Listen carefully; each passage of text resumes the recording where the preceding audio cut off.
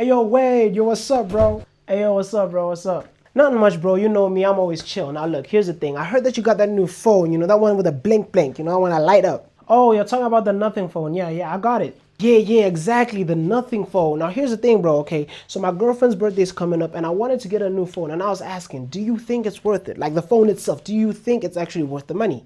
Is it worth it? Well...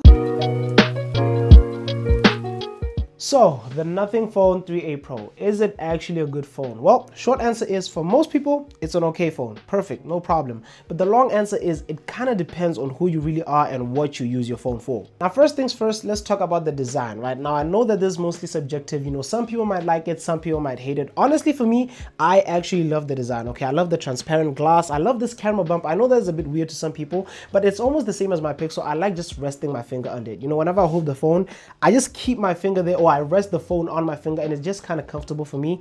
And everything else about the phone with the glyphs, everything about this phone design wise, I honestly love it. The only thing that I do not love, or I should say is a caveat for me, is the fact that with the SIM tray right now, it puts in two physical SIM cards, right? It has two physical SIM cards and it also has an eSIM. So all you can do is you can either put two physical SIM cards, or you can put in one physical SIM card and then put in an eSIM, but then you're just gonna have this one slot unused. I feel like for a budget phone, they could have put in some expandable storage or left the slot to be used as an expandable storage. But honestly, again, it's not really that big of a caveat because this does come with 256 gigabytes of storage. So I'm just saying, I felt like that's one thing they could have used it for. But other than that, for me, the design is perfectly okay. I love everything about this phone. Second, we can talk about the screen, right? It has a 6.77-inch 1080p AMOLED display with a 120Hz refresh rate and a peak brightness of 3000 nits. Basically, watching movies and watching anime on this thing is absolutely amazing.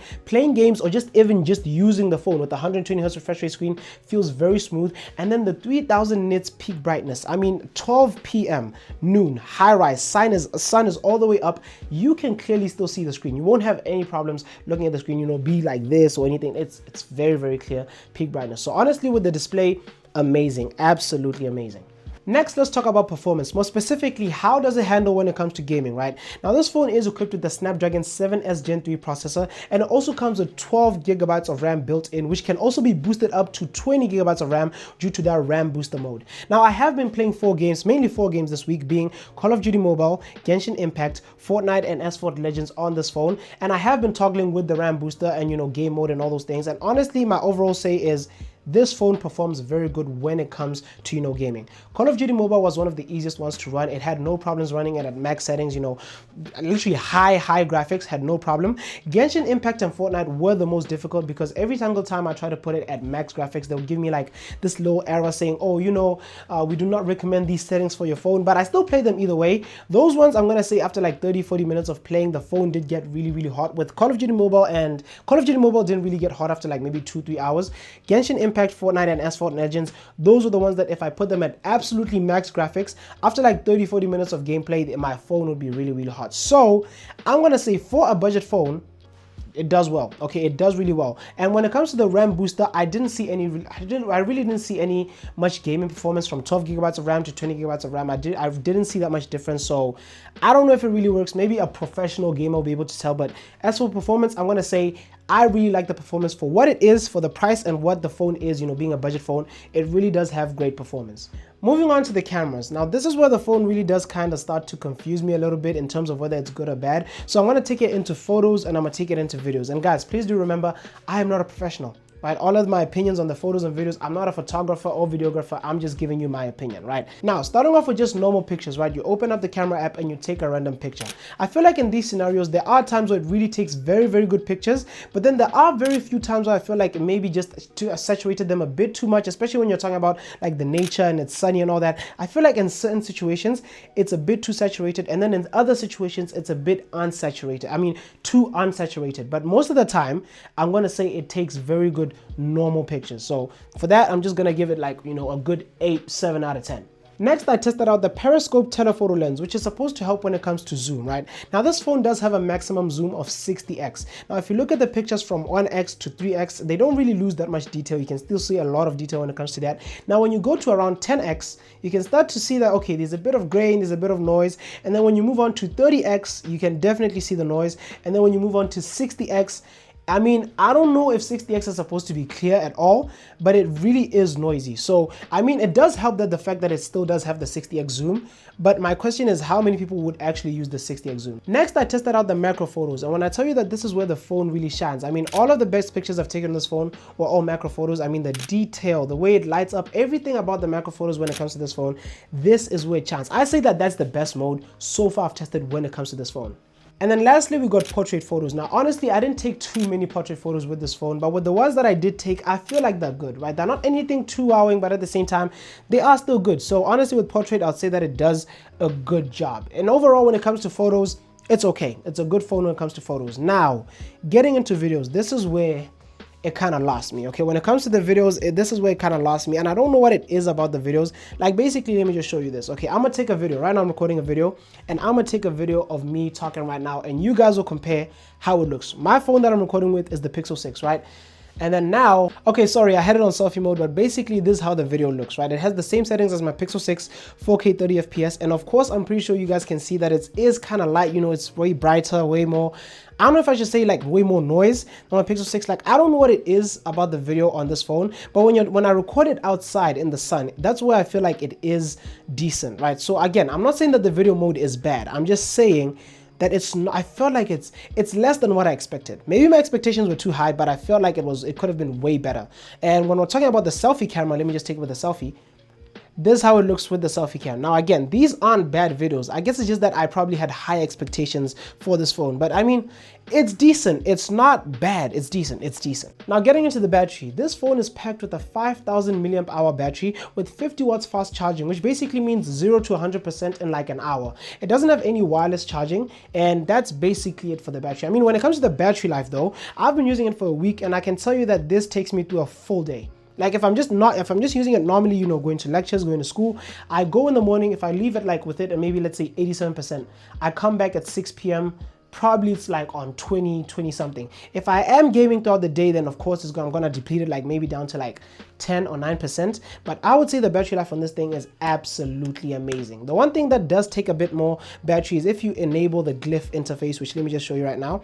If you enable this little glyphs, you see how I increase the volume? You know, yeah, if you put in the glyphs, you know, whenever you're playing music or you're watching videos, they are going to be lighting all the time. So that does take a bit more battery, which I normally disable them because I don't really use them. But I would say a full day's worth of battery, no problem. And then lastly, we got the software. Okay, now I'm gonna say this with full confidence. Nothing OS is by far the best Android skin I've ever seen on any other Android phone. Okay, I've used Samsung, I've used Xiaomi, I've seen a OnePlus, I've seen Oppo.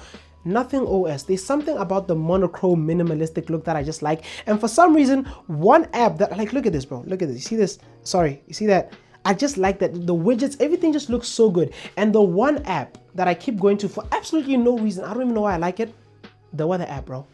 For some reason, I am addicted to this weather app. I don't know what it is about it, but I just love the way it looks. I just love the weather app so much. But when it just comes to like overall software experience, I personally love this. Okay, everything about this phone, I like the software, everything from, the optical sensors, the widgets, I love everything, the skin, the software in itself. I personally feel like out of all Android phones I've ever used, even my Pixel, the one that I really love, this is the best software that I've ever seen. Now, getting into the features, and honestly, the one feature about this phone is this one button called the Essential Key. Now, the Essential Key, basically what it works as is something like a journal, right? So basically, this is how it is. You tap it once to take a screenshot, right? You can take a screenshot, you can put a note under it, either you can put a voice note or say, I don't know, let's say you take a screenshot of like a car and be like, buy this car in 2027. It saves it up, right? Next up, if you long press the Essential Key, you immediately start taking a voice note to a screenshot. It takes a screenshot, but it automatically goes to a voice note. Doesn't matter, you leave it, then it gets saved to your thing. Now, when you double pressing it takes you to something called Essential Space, right? You just 1, 2, and then it takes you to this Essential Space, and this is basically where it keeps all your, what is it called, screenshots and all your recordings. Now, personally, I don't use it. I'm gonna be 100% honest with you. I don't use it that much. So I don't really know. I feel like some people might see it as very, very useful.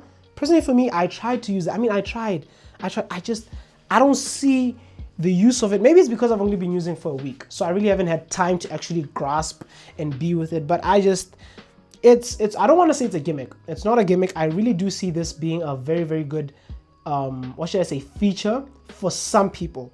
But for me, it doesn't work. But yeah, it doesn't work, but I don't use it that much. So for some people, it really does work, and that's about it. So final thoughts on the phone. This phone cost me $500, right? This is the 256 12GB version. Do I think it's worth it? I feel like if you are the normal average person, right, like 95% of people, if you have $500 and you want a brand new phone, right, you want it brand new, this is the way to go. As long as you don't mind the design, you like the design, you don't mind the OS, everything else, this is the way to go, right? Now, personally for me, I wouldn't get it just because of, literally just because of video. Besides the video, I would absolutely take this just because of the video quality. For me, I don't like it. But like I said, for the average person, the video isn't bad. Please do not, I'm not saying the video is bad. It's just not what I thought it would be, right? I had high expectations for it. So honestly, I would say this phone is a very good phone. And if I was to give it on a Waydacayn scale of something out of 10, I would say it's a good 7.5 out of 10, which is good. 7.5 out of 10. Everything about this phone I love. It's just, when it comes to the camera, that's where it's a bit of a caveat to me. But everything else, I love the phone, right? So I love the phone. So guys, that is the end of this video. It is literally 5:42 a.m. I gotta leave. I gotta go to school. But yeah, I'm done with the video. Please subscribe. And now I'm actually enjoying recording YouTube videos. I actually like this. I don't know why. It's kind of nice. It took me 2 hours, but I like it. So, because it took me 2 hours and you guys are watching, can you please subscribe? Just, please subscribe. We're about to hit 1,000 subscribers. So that'll be really cool. And yeah, Waydacayn out.